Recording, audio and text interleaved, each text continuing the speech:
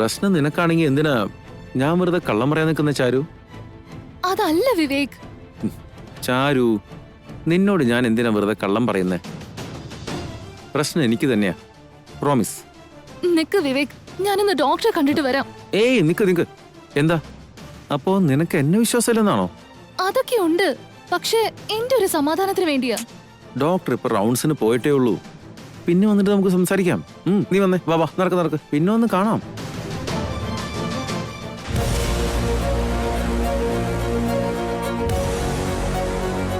Dad, മഞ്ജരിക്ക് എന്താ പറ്റിയേ?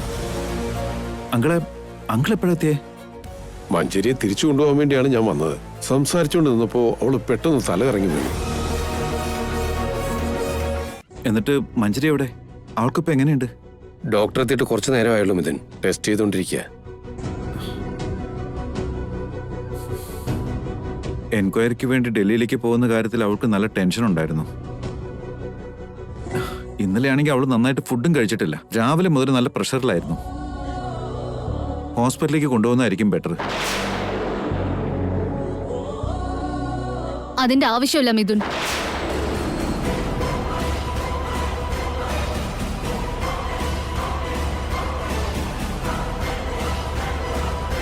ഡോക്ടറെ, മഞ്ജരിക്ക് എന്താ പറ്റിയത്? അവൾ എന്താ പെട്ടെന്ന് തലയിറങ്ങി വീഴാൻ കാരണം? She's pregnant.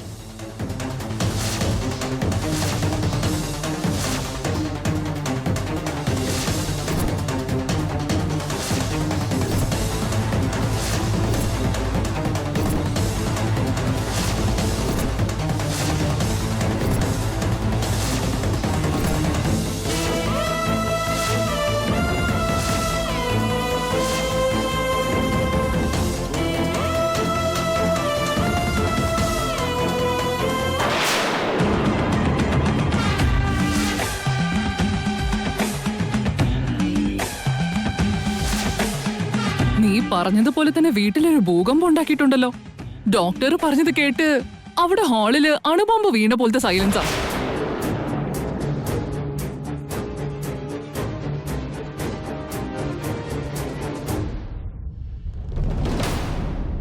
അണുബോംബ് വളരെ ചെറുതാണ് ആന്റി. ആ മേഘനെ ഒന്ന് പേടിപ്പിക്കണമെങ്കിൽ ഇതിലും വലുതെന്തെങ്കിലും വേണ്ടിവരും. ഈ ബോംബിനെ അവൾ എങ്ങനെ പ്രതികരിക്കണേന്ന് എനിക്കൊന്ന് കാണണം. അപ്പോ ഇപ്പൊ ഹാളിൽ ചെന്നിട്ട് എല്ലാവരുടെ മുമ്പിൽ പെർഫോമൻസ് ചെയ്യാൻ പോവാണോ? അതിനൊക്കെ ഇനിയും ടൈം ഉണ്ട് ആന്റി. എന്റെ എൻട്രിക്ക് ഇതുവരെ സമയമായിട്ടില്ല. ആദ്യം കേട്ടത് എല്ലാവരും ഒന്ന് മനസ്സിലാക്കട്ടെ.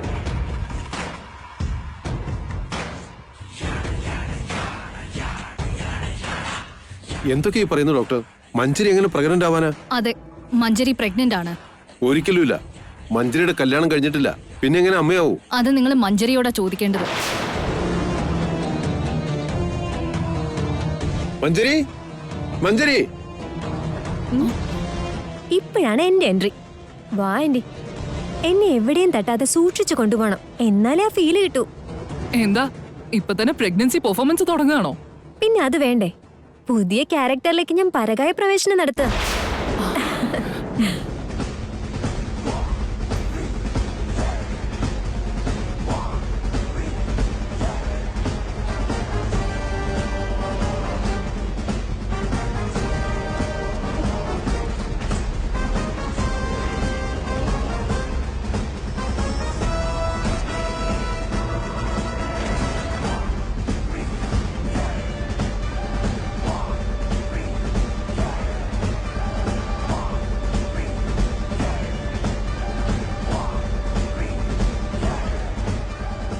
നീ പ്രഗ്നന്റ് ആണെന്ന് ഡോക്ടർ പറഞ്ഞല്ലോ, സത്യമാണോ?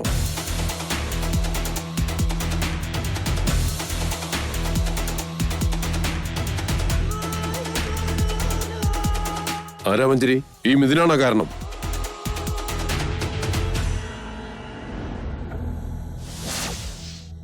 അപ്പോ ഞാൻ കേട്ടതെല്ലാം സത്യമായിരുന്നു അല്ലേ?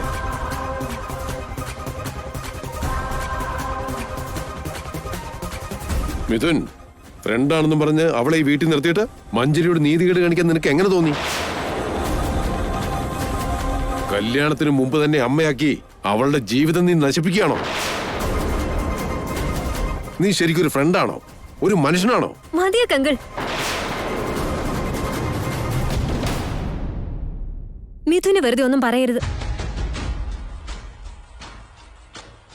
നിന്നോടിങ്ങനെ പെരുമാറി ഇവനോട് ഒന്നും പറയേണ്ടതാണോ? അപ്പോ നീ ഇപ്പോഴും ഇവനെ വെയിറ്റ് ചെയ്തിരിക്കുകയാണല്ലേ? ഇത് ഞങ്ങളുടെ ഫാമിലി മാറ്ററാ. എന്താ ചെയ്യേണ്ടെന്ന് ഞങ്ങൾക്കറിയാം. വെറുതെ അങ്കിൾ ഇതിൽ ഇടപെടാൻ വരണ്ട. ഞാൻ നിന്റെ അങ്കിളാണ് മഞ്ജരി. നിന്റെ ഭാവിക്ക് വേണ്ടി ഞാൻ ഇതെല്ലാം പറയുന്നത്. നിന്നെ യുഎസിലേക്ക് കൊണ്ടുപോകാൻ വേണ്ടിയിട്ടാ ഞാനിപ്പോ ഇങ്ങോട്ട് വന്നത്. നിന്നെ കൺവിൻസ് ചെയ്ത് ഇവിടുന്ന് അങ്ങോട്ടേക്ക് കൊണ്ടുപോയി നല്ലൊരു പയ്യനെ കണ്ടുപിടിച്ച് കല്യാണം നടത്തി നിങ്ങളെ സെറ്റിൽ ചെയ്യണമെന്ന് ഞാൻ കരുതിയേ. നിന്റെ സന്തോഷപൂർണമായൊരു ജീവിതം സ്വപ്നം കണ്ടാ ഞാൻ വന്നത്. ഈ മിഥുനിപ്പോ അതെല്ലാം നശിപ്പിച്ചിരിക്കല്ലേ? ഇനി ഒരു വാക്കും ഇതിനെപ്പറ്റി അനാവശ്യം പറഞ്ഞാലുണ്ടല്ലോ, ഞാൻ ഇങ്ങനെ ആയിരിക്കില്ല മറുപടി പറയാ.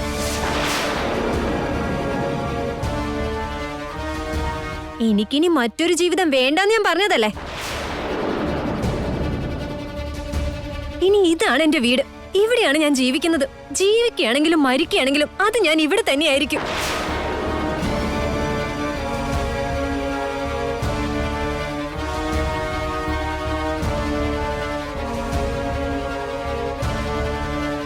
അപ്പോ ഇവൻ ഇത്രയൊക്കെ നിന്നോട് ചെയ്തിട്ടും നിന്റെ ജീവിതം ഇതുപോലെ നശിപ്പിച്ചിട്ടും ഇവിടെ തന്നെ നിൽക്കണമെന്നാണോ പറയുന്നേ?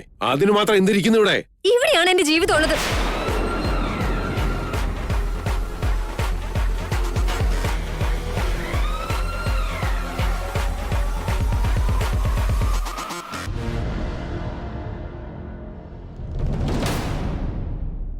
എന്റെ ഭാവി ഇവിടെയാണുള്ളത്. അത് രണ്ടും നിനക്ക് ഇവിടെ നിന്ന് കിട്ടാൻ പോകുന്നില്ല. അത് കിട്ടിയാലും കിട്ടിയില്ലെങ്കിലും ഞാൻ ഇവിടെ തന്നെയായിരിക്കും ഉണ്ടാവാൻ പോകുന്നത്. നിനക്ക് രക്തബന്ധത്തെക്കാളൊക്കെ വലുത് ഈ മിഥുനാണോ? അതെ.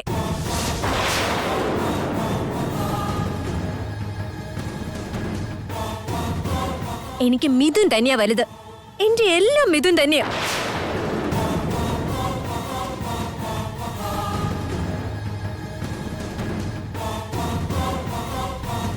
എന്റെ ഫ്രണ്ടും ഗൈഡും ഫിലോസഫറും, സത്യം പറയുകയാണെങ്കിൽ എന്റെ ഹസ്ബൻഡും മിഥുൻ തന്നെയാ.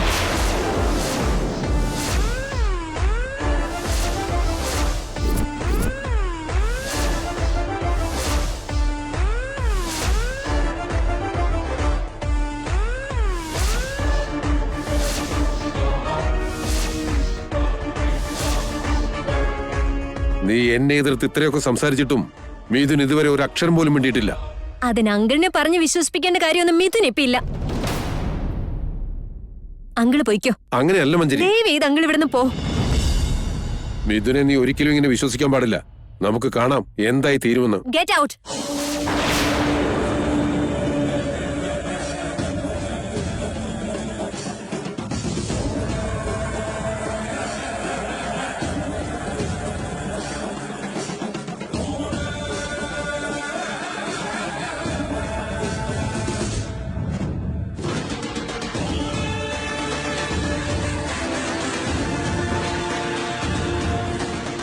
എന്തായി കാണിച്ച മഞ്ജരി? സ്വന്തം അങ്കിളുടെ മുഖത്ത് നോക്കി എന്തിനാ ഇങ്ങനെയൊക്കെ സംസാരിച്ചേ? മിഥുൻ ആരപമാനിച്ചാൽ എനിക്കത് സഹിക്കില്ല ആന്റി.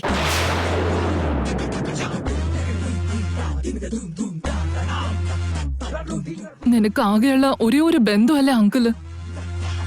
ഓൾറെഡി നിന്റെ അച്ഛനും അമ്മയൊക്കെ മരിച്ചുപോയി. ഇപ്പൊ ഇങ്ങനെ അങ്കിളിനെയും കൂടെ വെറുപ്പിച്ചാ അത് ശരിയാവോ മഞ്ജരി? എനിക്ക് എന്റെ മിഥുൻ മാത്രം മതി ആന്റി. മറ്റു ബന്ധങ്ങളോ ബന്ധനങ്ങളോ ഒന്നും എനിക്ക് വേണ്ട.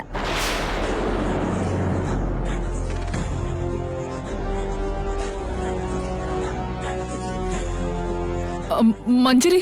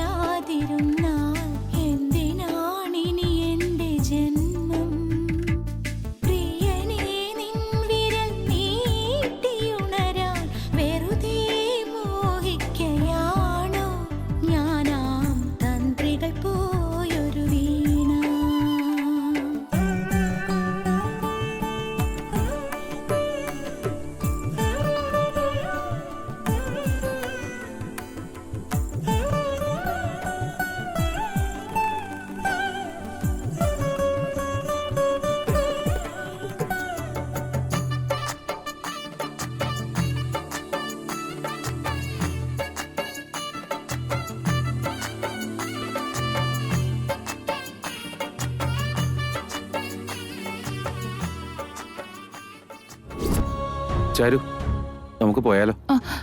ഡോക്ടർ എന്താ പറഞ്ഞത് വിവേക്? അത് ചാരു, പ്രശ്നം ആർക്കാന്നാ പറഞ്ഞേ? പ്രശ്നം എനിക്കാണെന്ന് ഡോക്ടർ പറഞ്ഞേ.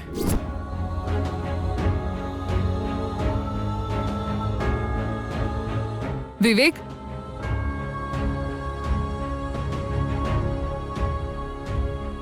നിങ്ങൾ രണ്ടുപേരും ഹോസ്പിറ്റലിലേക്ക് പോയതല്ലേ? എന്താ പറഞ്ഞത്? ഇപ്പൊ അതിന്റെ ആവശ്യമുണ്ടോ മോം? ആവശ്യമുണ്ട്.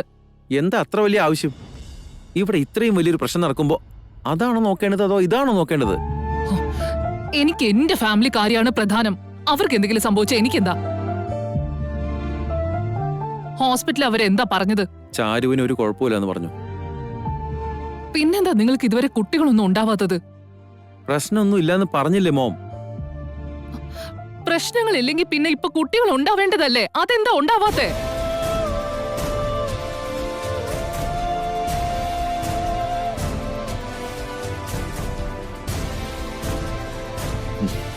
എന്താന്ന് വെച്ചാ പ്രശ്നം മുഴുവൻ എനിക്കാ. എന്ത്? നിനക്കോ? അതെ, പ്രശ്നം എനിക്കാണെന്നാ പറഞ്ഞേ. വിവേക്, നീ സത്യം പറയ്. ഞാൻ സത്യമാണ് പറഞ്ഞത് മോം. ഡോക്ടർ മെഡിസിൻ എഴുതി തന്നു. ഞങ്ങൾ രണ്ടുപേരും അത് കഴിക്കണമെന്നും പറഞ്ഞു. പ്രശ്നം നിനക്കാണെങ്കിൽ അവൾ എന്തിനാ മരുന്ന് കഴിക്കുന്നേ? രണ്ടുപേരും ഒരുമിച്ച് മരുന്ന് കഴിച്ചാൽ പെട്ടെന്ന് റിസൾട്ട് കിട്ടുന്ന പറഞ്ഞേ. എവിടെ ആ റിപ്പോർട്ട്സ് കാണിക്ക്. ശരിക്കും മോമിന്റെ പ്രശ്നം എന്താ? നിങ്ങൾ ഏത് ഹോസ്പിറ്റലിലേക്കാ പോയത്? നിങ്ങൾ ടെസ്റ്റ് ചെയ്ത ആ ഡോക്ടർ ആരാ? ആ റിപ്പോർട്ട്സ് കാണിക്ക്. എനിക്കെല്ലാം അറിഞ്ഞേ പറ്റൂ. ഇനി മോമന് എന്താ അറിയണമെന്ന് ഈ പറയുന്നേ? ഞങ്ങൾ പോയ ഹോസ്പിറ്റലിൽ ചെന്ന് ആ ഡോക്ടറോട് ചോദിക്കണമെന്നാണോ പറയുന്നേ? അതോ ഞങ്ങളെ കൊണ്ട് ഇനി 100 ഹോസ്പിറ്റലിൽ കയറി ഇറങ്ങണമെന്നാണോ ഉദ്ദേശിക്കുന്നത്? അങ്ങനെ സ്വയം നാണം കെടാനാണോ മോമന് തീരുമാനം? ഇപ്പൊ എന്താ വേണ്ടേ? ആ റിപ്പോർട്ട്സ് കാണണം, അത്രയല്ലേ ഉള്ളൂ. ഇതാ കൊണ്ടുപോയി തിന്ന്. ഇതിൽ ആശുപത്രിയുടെ അഡ്രസ്സും ഡോക്ടറിന്റെ ഫോൺ നമ്പറും എല്ലാം ഉണ്ട്. മോം അവിടെ പോയി അന്വേഷിച്ച് നോക്കോ, എന്താണെന്ന് വെച്ചാൽ കാണിച്ചു കൂട്ട്. ഇപ്പോഴുള്ള അന്തസ്സും അഭിമാനവും എല്ലാം കൊണ്ടുപോയി നശിപ്പിക്കേ. എന്തിനാടാ ഇങ്ങനെ ദേഷ്യപ്പെടുന്നേ? ശരിക്കും എന്താ സംഭവിച്ചെന്ന് ഞാനും കൂടി അറിയണ്ടേ? അതുകൊണ്ടല്ലേ പോയി ചെന്ന് അന്വേഷിച്ചോളാൻ പറഞ്ഞത്. നിങ്ങൾ ഇഷ്ടം പോലെ എന്താ ചായ്ക്കോ. ഇവനോട് ഒന്നും ചോദിക്കാൻ പാടില്ല. എന്ത് ചോദിച്ചാലും ദേഷ്യ.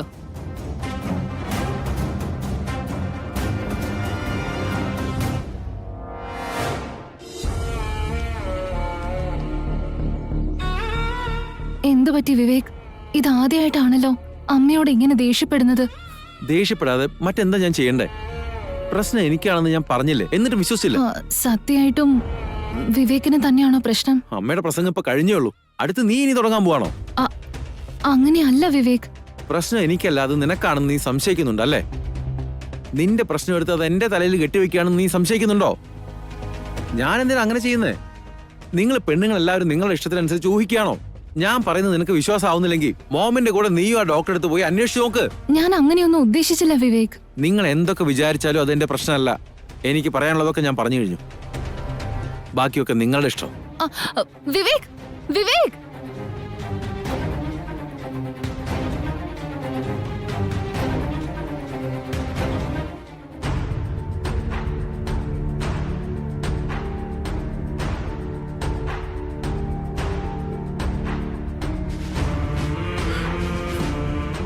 എന്നോട് ക്ഷമിക്കുമോ?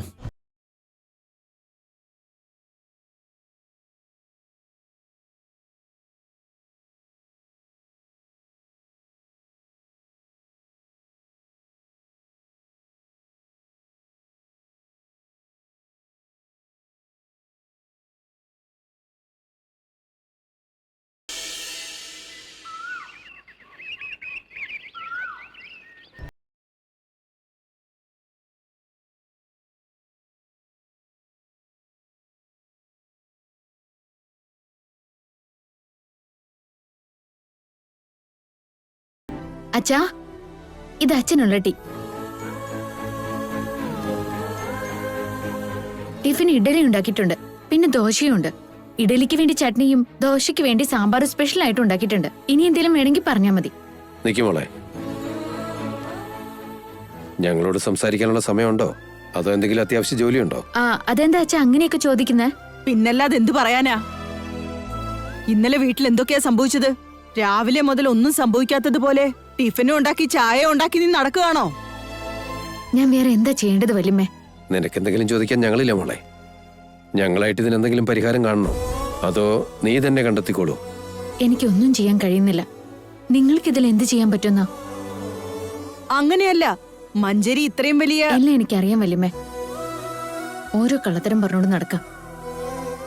അവളെ നീ സ്റ്റാൻഡേർഡൊക്കെ പ്രതീക്ഷിച്ചാ മതി. മിഥുനേട്ടനെ ഇമോഷണൽ ആയിട്ട് അവള് ബ്ലാക്ക്മെയിൽ ചെയ്യാ. എങ്ങനെയാ ഈ വീട്ടിൽ തന്നെ പിടിച്ചു നിൽക്കാനുള്ള നാടകം അവള് കളിക്കുന്നത്?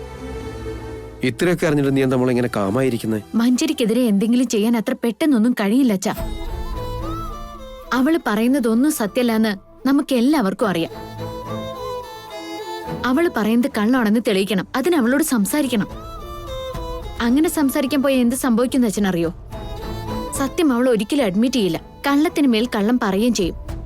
ഇപ്പൊ തന്നെ തെറ്റ് ചെയ്തു എന്നുള്ള ഗിൽറ്റ് ഫീലിലാ മിഥുനേട്ടനുള്ളത്. മിഥുനേട്ടനെ അവള് കൂടുതൽ ഇമോഷണൽ ആക്കും.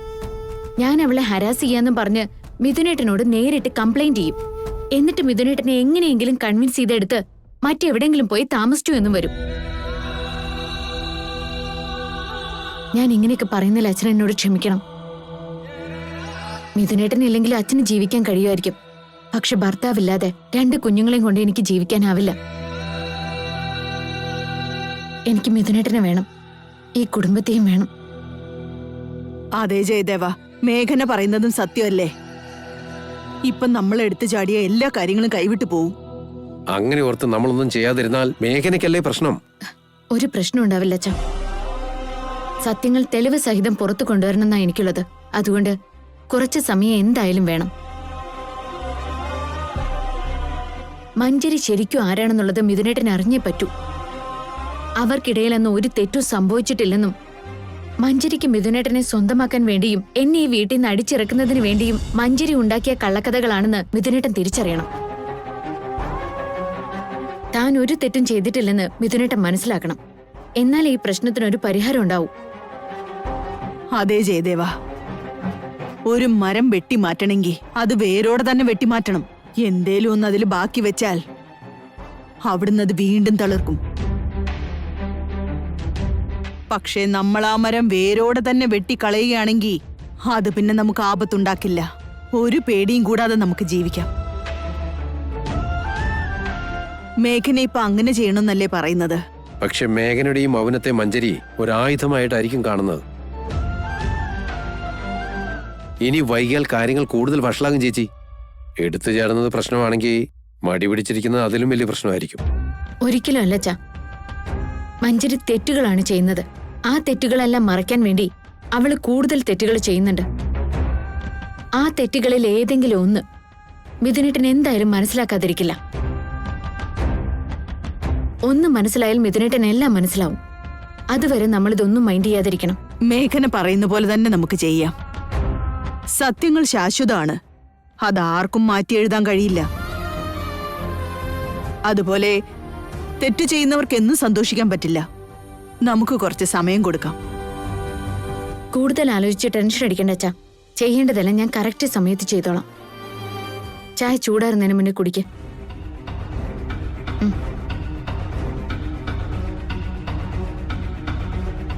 ഈശ്വരൻ അവൾക്ക് മനോധൈര്യം മാത്രമല്ല, നല്ല ബുദ്ധിയും കൊടുത്തിട്ടുണ്ട്.